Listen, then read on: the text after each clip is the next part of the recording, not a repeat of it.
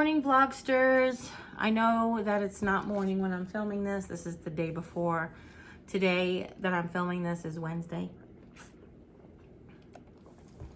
Today is Wednesday, the 19th of February. I would like to talk to you about something that you guys don't want me to talk about. So I had a person, and I'm not mentioning any names. I have a person who got in the comments of like every video, especially every video where I hauled food or talked about food or talked about not feeling good, and had something to say. Now, I know I don't ever take up for myself because I don't care. I've been like this of some form or another for the entire almost 50 years of my life.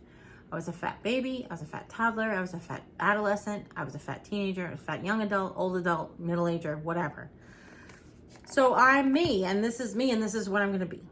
I've tried to lose weight on and off for 40 years. No joke. My first official diet, I was 10, like official, like on pills. It's just, this is who I am. And I'm sure that if I had stomach surgery or a personal trainer or a professional cook, or actually hunkered down, and no, because I've been on Weight Watchers and I've lost 40 pounds and then it stopped, and I've lost 50 pounds and it stopped, and I did a liquid diet and I lost 75 pounds, and then I got sick as a dog and I gained it all back. Whatever. I love it. It's me. It's my personality. It's my body. I'm older. I'm 50. Yeah, there are 50-year-olds like when Madonna was 50 and she was swinging from a chandelier, but Madonna's a dancer and always has been. You know what I mean? It's just, we can't compare ourselves to each other. It's really not healthy. It's also not accurate. You know, we can't compare ourselves to other people because nobody has our exact experience. Even identical twins don't walk the same walk every single day of their lives. Or they may up to to a certain point, but then obviously everybody has their own experience. That being said, I have somebody who, and I know if I say this in this video, then this person's going to get attention, but if you guys don't know who it is, she's only going to get her own attention. I have a person who was constantly in the comments, and I had to block and hide her because it was really to the point where she was upsetting you guys. And I've said it from the beginning. I don't care what she says about me, but when it starts to affect you guys, I'm done. That's it. It's over. And I've always said that. So I have been okay for a while. Like, you know, I don't know how long it took for her to realize that she was blocked in the comments. She's obviously, I can't block her from watching my content. Unfortunately, that's not a skill or a thing that I have. I can just block her from the channel, and that's just as far as engagement's concerned. She can watch all she wants. Plus, really, anybody could watch. You don't have to sign in with a username or whatever. You just can't comment. So this person took to emailing me. I guess when you just have so much to say and nobody wants to listen to what you have to say, you have to go to whatever resort you can to say it. Now, I would like to just address a couple of things that she mentioned. And the reason I want to address this is because I think a lot of people think it, and I think she might be the only person who has said it. And I know many more of you don't. I know many more of you, majority of you, most of you, almost all of you, let's put it that way, are 100% supportive of me and give me the respect that I have to know that this is my life and I'll do as I please and I'll do with it as I wish. Hi. So it's just for the few who think that they have the right to tell others how to live. And we know, living in America, and today's America especially, that there are a lot of people out there who want to tell a lot of other people how to live their life. So this is not to all of you who are supportive and loving and caring. This is just to the people who have to have an opinion on other people's lives. So the first thing I want to do is, number one, I don't have a channel And I don't show you stuff on my channel, and I don't talk about my life or share my life with you so that you can be like me. I don't. I don't encourage you to eat unhealthy, or I don't encourage you to monitor your blood sugar like I monitor my blood sugar, or exercise like I exercise. I am just sharing my experience with you. That's my point of my channel. It has always been the point of my channel. I have had experience. I've had 50 years of it almost. I have skills and knowledge in certain areas that I will share my skill and knowledge with. Whenever I talk about, like, for a perfect example is that, like, that corn doesn't elevate my blood sugar, but it elevates my sister's. That's not to tell you go ahead and eat corn. That's to tell you to pay attention to what foods trigger you and don't trigger you. That's really what it's about. It's just like if you were doing an allergy test. You know, I ate peanuts and I got sick to my stomach, so don't eat peanuts anymore. Like that kind of thing. So it's not for me to go out there and tell you that you can go ahead and have all of the stuff that you want, that I'm eating, that whatever. Just like I don't expect you to tell me to stop eating all the stuff or to go exercise like you exercise. Because I've been overweight my whole life, and because I've been dieting since I'm 11 for the last 40 years, or almost 40 years, I know what I need to do to lose weight. I am not on a journey to lose weight. I haven't been on a journey to lose weight in 20 years. Well, maybe 15 years, because when we tried to have a baby, I was on a journey to lose weight. But I haven't been on a journey to lose weight in 15 years. I know what I have to do to lose weight. I know what I have to do to be healthy, and I know what I have to not do to be healthy. So I don't need you telling me that. Why do you think, after all of these years of me being me and me being in this body and walking this journey, have I not heard it all before? When you hear something that someone tells you, you can either choose to listen or not listen. You heard the words, but I don't want to follow your advice. First of all, here's something to think of as a person giving advice. I get 100 to 300 comments per video. Am I taking the 100 to 200 people's advice that they give me? I'd be like a lunatic trying to do all these 20,000 different things that you guys are, not you guys, but people suggest. Come on. When I decided to create a YouTube channel, I got a lot of feedback about, you're very brave to put yourself out there. However, it doesn't take any bravery. And the reason I say that is because I don't let them bother me. I really don't. It's really when it comes down to them bothering you. What I wanted to do is I wanted to start my YouTube channel. I had a lot of things to teach. I had a lot of things to share. I've got a lot of experience.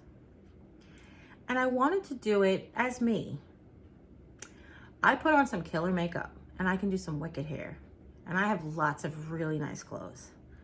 And it's not to say anything to people who do that on a daily basis. This is not about them. This is not negative towards them. But that is not me on a daily basis. Okay? You've seen me with makeup on because it's been date night and I wanted to look nice for my husband. Or we were going someplace that I knew that I was going to get photographed and maybe I wanted to put makeup on for a photography session or whatever. You see me like this every day because this is me every day. The next thing, I don't try to put on airs. So, and this is again, not towards anyone who puts on makeup and gets dressed up for their videos. This is not about that. Because most of them that I know, that's their everyday routine. They wear makeup to work every day. Sharon gets out of the shower. The first thing is put your hair up and put makeup on. Not just, even before she sold Mary Kay, that's been her whole life.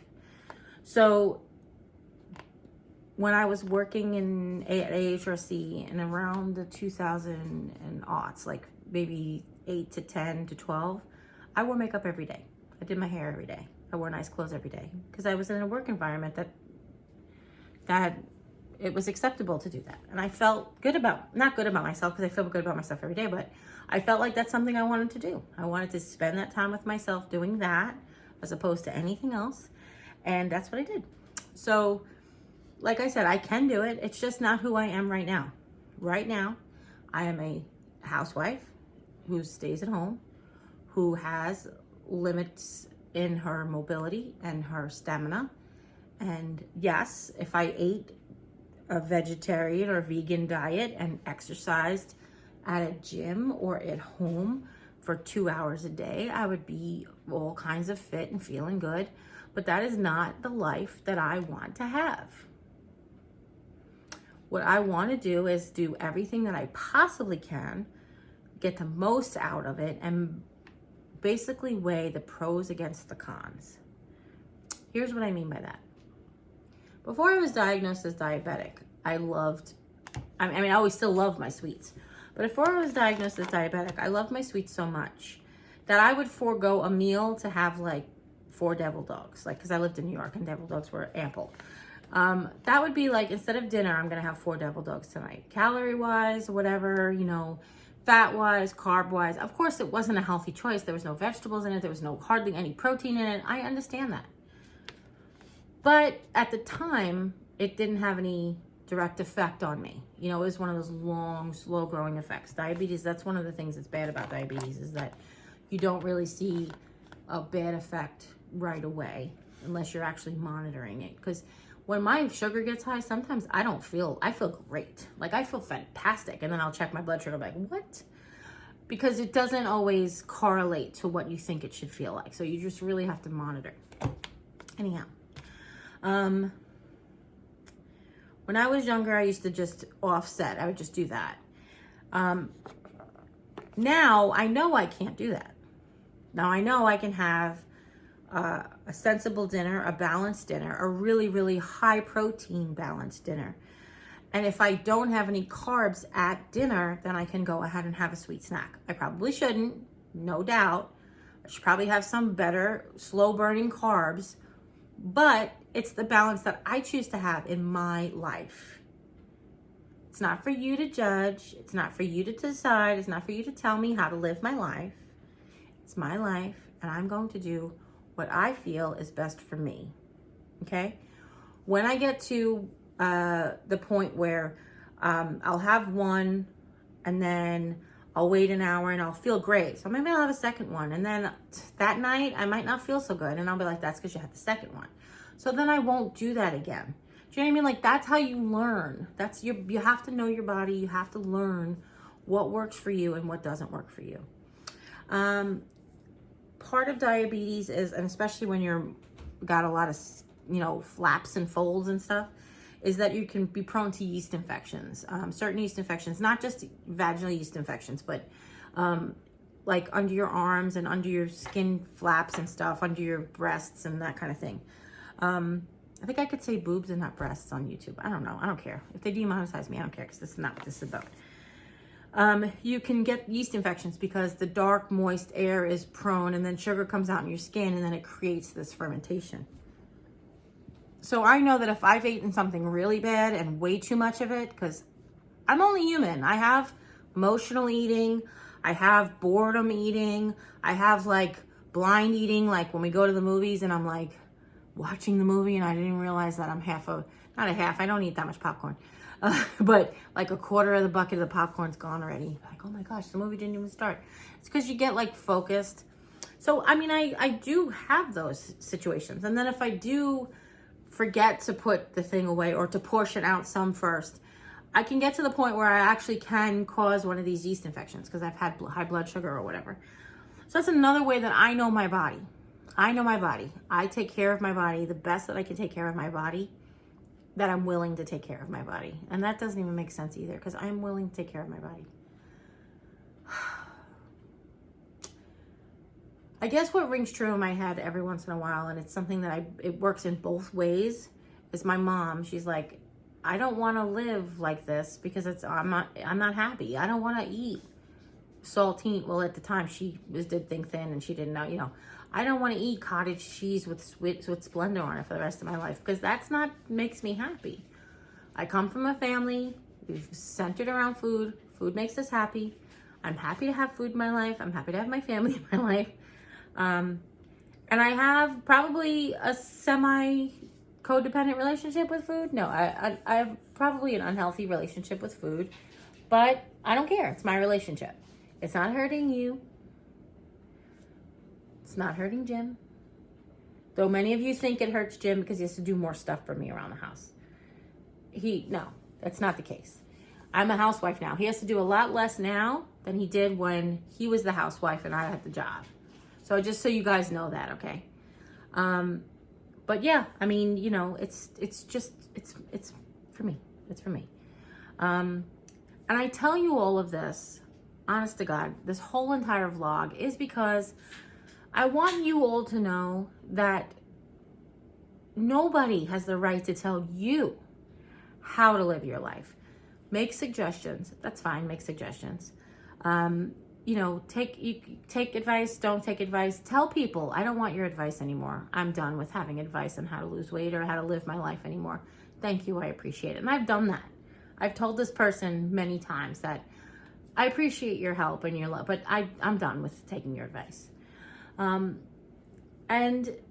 don't let anybody ever make you feel bad about yourself. You are so perfect. God made you and only you just like you because he knew that the world needed you. Okay? So don't you forget that. I'm not going to cry. The other thing I wanted to just touch base really quickly was one thing that was mentioned in the email was about doing all of these different diets. Now, I wanted to point out to you, I am not doing all of these different diets. What I have decided to do was to eat some foods that have less gluten because I've noticed that if I eat a high gluten meal, even whole wheat, then my joints really hurt the next day. Okay? I have some items that I've bought that are gluten-free. And then I have some meals that I prepare that are called keto meals, but they're really low-carb meals. And as a diabetic, you should try to eat as much low-carb food as possible, especially if you plan on still having the things that have carbs in them. So it's all about balance. So I just wanted to let you guys know in case there was any confusion. I don't do keto. I was thinking about it. We thought we might. I don't do gluten-free diet. Not my entire gluten-free diet. I eat lower gluten. I eat many gluten-free items. But most importantly, I'm me. I do what works for my diabetes, diabetic-friendly diet. Maybe friendly, not so friendly. Maybe they're frenemies. Maybe my diet and diabetes are frenemies. But what I try to do is I try to have balance in everything. So I encourage you to do as well. And as always, you guys, I love you. Take care. God bless. I'll see you next time.